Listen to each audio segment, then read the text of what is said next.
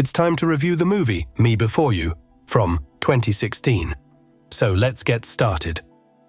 2 years ago, William Traynor had it all: wealth, good looks, and perfect health. He was in a relationship with Alicia, and everything in his life seemed to be going smoothly. But one rainy day, Will headed to work and was on the phone while crossing the street. Distracted, he didn't notice a motorcyclist speeding into the road. The accident changed everything. Will was left with a severe spinal injury, and most of his body became paralyzed. Louise Clark, known as Lou to her friends and family, didn't have much money and never considered herself particularly attractive. But she was content with her life. Lou met life's challenges with boundless optimism, and even when she lost her job at the cafe where she'd worked for 6 years, she didn't give up hope. The owner had to fire her because the cafe was closing. She and her sister were the only ones in the family who worked, so she couldn't stay without a salary for long. Lou changed many different jobs, but never stayed anywhere for long. Her boyfriend had recently graduated from university and supported her. He advised her to apply to the employment center again. Patrick has always been very motivated and loved to play sports. He charged Louise with his optimism, and she went to the employment center to look for a job. She was offered a not particularly popular job where she had to take care of a paralyzed man. This man was William. His mother Camilla conducted the interview.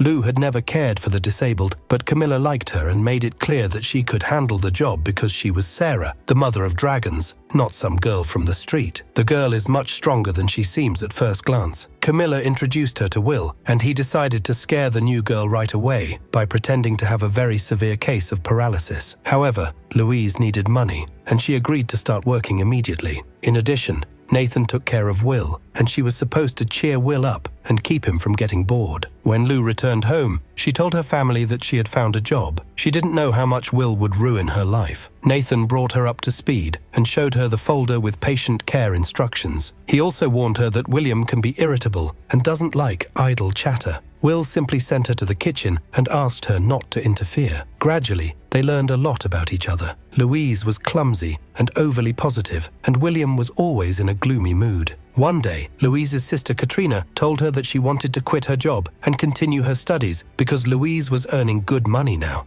Louisa supported her. Soon after, Will's best friend Rupert and his ex-girlfriend Alicia came to visit. After being injured, Will pushed away everyone who was close to him. Because of this, Rupert and Alicia became closer and started dating. They came to tell him about it. Will was upset, but he didn't show it. Louise told Patrick about everything. Her new job didn't bother him too much because Patrick couldn't stop thinking about the upcoming triathlon in Norway. He even invited Louisa with him, presenting it as a romantic trip. After the competition, they would be able to spend time together. When Will began to bother Louise again, she expressed her displeasure. This earned her his favor. He invited her to watch a European movie with subtitles, and she liked it. They began to walk together and talk often. Louise took Will to the hospital for a checkup, and Nathan explained to her that there was no hope for recovery. Will's spinal cord is damaged, which means that things will only get worse. He is already often ill and extremely negative, although at first he tried to fight. Despite his work, he and Patrick spent time together. They went to the movies, and Lou invited her boyfriend to a movie with subtitles, but he refused because he preferred to watch stupid comedies with a primitive plot.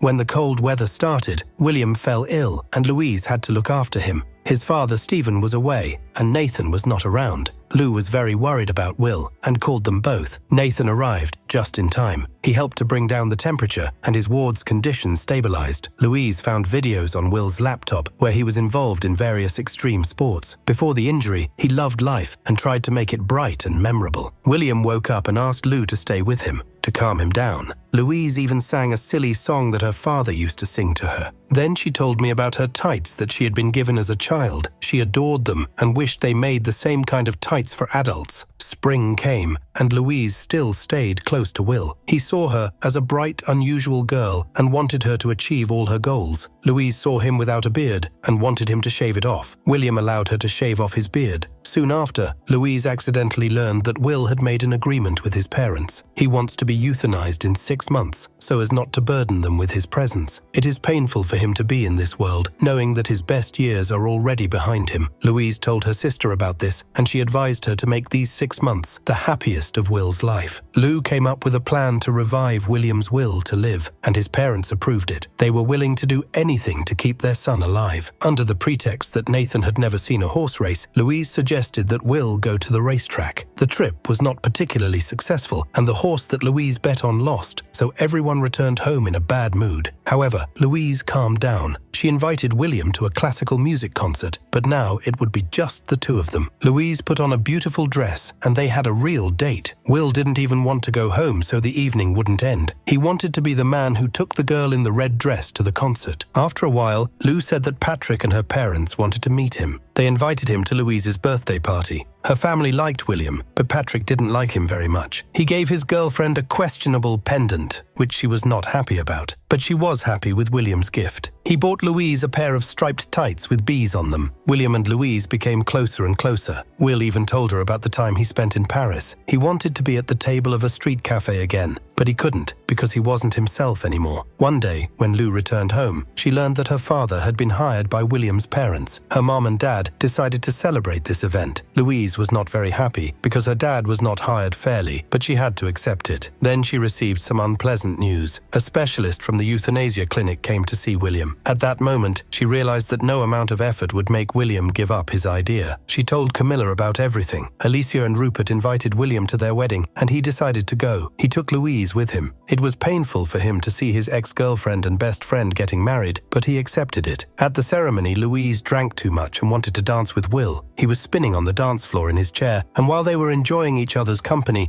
Louise persuaded him to go out and relax. He and Louise spent the night in a hotel, and when they returned home, Nathan noticed that William was sick. Meanwhile, Lou told Patrick that she had to cancel their trip to Norway. She wanted to spend time with Will. Patrick was offended, but Louise didn't have time to think about it because she was told that Will was in the hospital. His parents and Nathan were already there. Nathan explained to Louise that because of his weak lungs, any infection could undermine William's health. When Camilla went home to change, Lou decided to stay at Will's bedside. He was in serious condition, but recovering. Louise was about to cancel the reservation at the hotel where they were going to go, but then she had an idea. She decided to organize another trip for William, if the doctor would allow it. They would take Nathan with them as a safety net. When Lou returned home, Patrick was waiting for her. He apologized for his behavior. Patrick still thought that Louise was so dedicated to her work because she was appreciated and expected to do a lot. But suddenly, he saw Louise's folder where she kept photos from her and Will's vacation. Patrick was angry because he didn't want his girlfriend to spend time in a tropical paradise with his patient and doctor. They fight, and Patrick leaves. Louise goes on vacation with William and Nathan. They have a carefree time, and Nathan even finds a girlfriend here. And it's not a big deal because Louise can always look after Will. When Nathan goes to see the girl off to her room, William and Lou are left alone. The power goes out because of a thunderstorm, and they spend the night together. The next day, Will persuades her to go scuba diving. At first, Louise was afraid, but once she tried it, she was completely delighted. One evening, William confessed to her that he wanted to go for euthanasia. Louise also admitted that she knew about it. In fact, she thought that after everything that had happened between them, he would change his mind, but Will did not. He doesn't want to live realizing that he can't give Louise much. He doesn't want to see the regret in her eyes, and no amount of reasoning will make him change his mind. He only asks her to be there for him when it happens. After returning from her trip,